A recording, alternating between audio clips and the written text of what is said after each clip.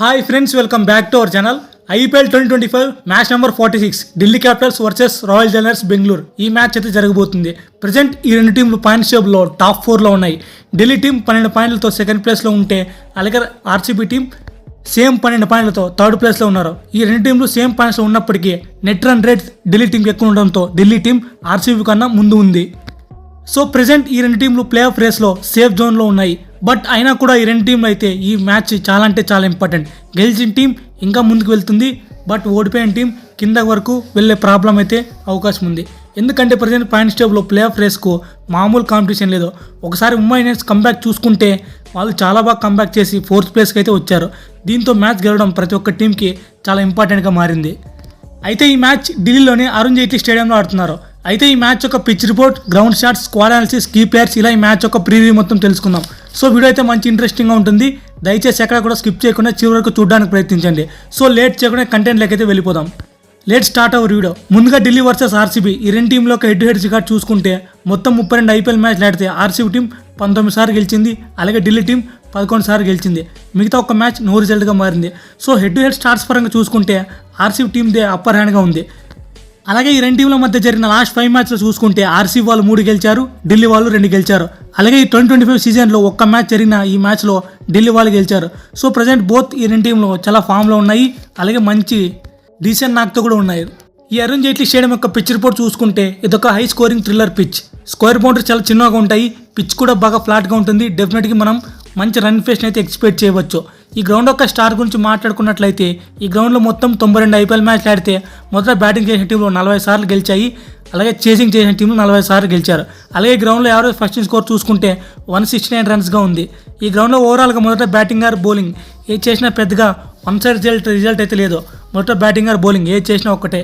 ఈ గ్రౌండ్లో last 6 matches 200+ total నమోదాయి. బట్ లాస్ట్ మ్యాచ్ మాత్రం ఆర్ఆర్ వర్సెస్ ఢిల్లీ మ్యాచ్తో కేవలం 108 రన్స్ మాత్రమే నమోదాయి. ఈ ఒక్క మ్యాచ్ తప్పించి ఆల్మోస్ట్ అన్ని ఇన్నింగ్స్ హై స్కోరింగ్ థ్రిల్లర్గానే మంచి క్రియేట్ చేసాయి.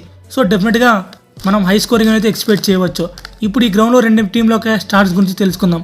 ముందుగా ఆర్సీబీ టీం ఈ గ్రౌండ్లో మొత్తం 10 మ్యాచ్లు ఆడితే 6 గెలిచి 4 ఓడిపోయింది.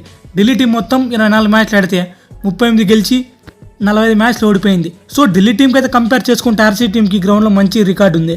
ఢిల్లీ వర్సెస్ ఆర్సీబీ ఈ గ్రౌండ్లో మొత్తం హెడ్ టు హెడ్ 10 మ్యాచ్లు ఆడితే ఆర్సీబీ వాళ్ళు 6 గెలిచారు, ఢిల్లీ వాళ్ళు 4 గెలిచారు. సో ఇటు స్టార్ట్స్ బట్టి గమనిస్తే ఈ గ్రౌండ్లో ఢిల్లీ టీం కన్నా ఆర్సీబీ టీంకి కొంచెం స్లైడ్గా అడ్వాంటేజ్ ఉంది. రికార్డ్స్ కూడా అనుకూలంగా ఉన్నాయి. బట్ బోత్ ఆర్ చాలా స్ట్రాంగ్ టీమ్స్. ఢిల్లీ టీం అంత తక్కువ అంచనా వేయడానికి లేదు.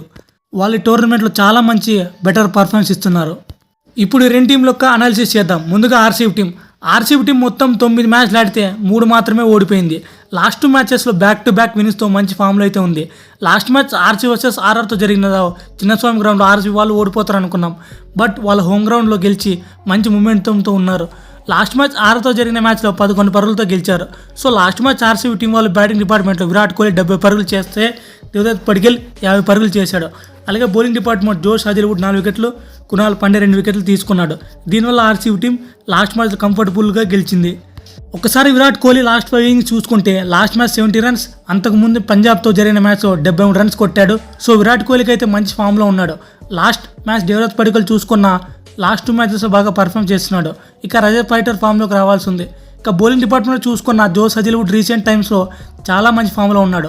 ఢిల్లీ టీంకి అగెన్స్ట్గా ఓవరాల్గా 7 వికెట్లు తీసుకున్నాడు. సో ఓవరాల్గా ఆర్సీబీ టీం ప్రెజెంట్ చాలా ఫామ్లో అయితే ఉంది. ఇక ఢిల్లీ క్యాపిటల్స్ టీం గురించి మాట్లాడుకున్న ఢిల్లీ టీం వాళ్ళ లాస్ట్ మ్యాచ్లో ఎల్ఎస్జీతో జరిగిన మ్యాచ్లో 13 బాల్స్ మిగిలి ఉండగానే 159 టార్గెట్ను ఫినిష్ చేసి గెలిచింది. సో లాస్ట్ మ్యాచ్లో అభిషేక్ పోరెల్ 50 పరుగులు, అలాగే కేఎల్ రాహుల్ 57 పరుగులు చేశాడు. అక్షర్ పటేల్ కూడా 34 పరుగులు చేశాడు. సో ప్రజెంట్ ఈ 3 ప్లేయర్స్ చాలా కన్సిస్టెంట్గా రాణిస్తున్నారు. ఇక బౌలింగ్ చూసుకున్న ముఖేష్ కుమార్ 4 వికెట్లు పడగొట్టాడు. సో ఓవరాల్గా ఢిల్లీ టీం అలాగే ఆర్సీబీ టీం వైపు చూసుకున్న చాలా స్ట్రాంగ్ టీమ్స్. రేపు ఏ మ్యాచ్ గెలుస్తున్నది చూడాలి. మీరు ఏ మ్యాచ్ గెలుస్తున్నారో తప్పకుండా కామెంట్స్ బాక్స్లో కామెంట్ చేయండి. ఇంకా first match Mumbai versus LH ఈ మ్యాచ్ జరగబోతుంది. ఈ సీజన్లో ముంబై ఇండియన్స్ చూసుకున్నా చాలా బాగుంది వాళ్ళ కంబ్యాక్. ఫస్ట్ కొన్ని మ్యాచెస్ ఓడిపోయినా బట్ ఆ తర్వాత జరిగిన మ్యాచ్లో పవర్ఫుల్గా కంబ్యాక్ చేసి పాయింట్స్ టేబుల్ ఏకంగా 4th ప్లేస్ చేరారు. ముంబై టీం ఎప్పుడైనా సరే మొదటి మ్యాచ్లో ఓడిపోతుంది, ఆ తర్వాత చాలా స్ట్రాంగ్గా కంబ్యాక్ చేసి సైలెంట్గా ట్రోఫీని పట్టుకుపోతుంది. ఈ first match LSG versus Mumbai మ్యాచ్లో ఏ టీం గెలుస్తుంది తప్పకుండా కామెంట్ చేయండి. నేనైతే ముంబై టీం గెలుస్తుంది అనుకుంటున్నా. ఫ్రెండ్స్ ఏ టీం గెలిచినది ఖచ్చితంగా కామెంట్ చేసి, అలాగే ఫ్రెండ్స్ దయచేసి ఈ వీడియో చివరికి చూసినందుకు very very thankful to you.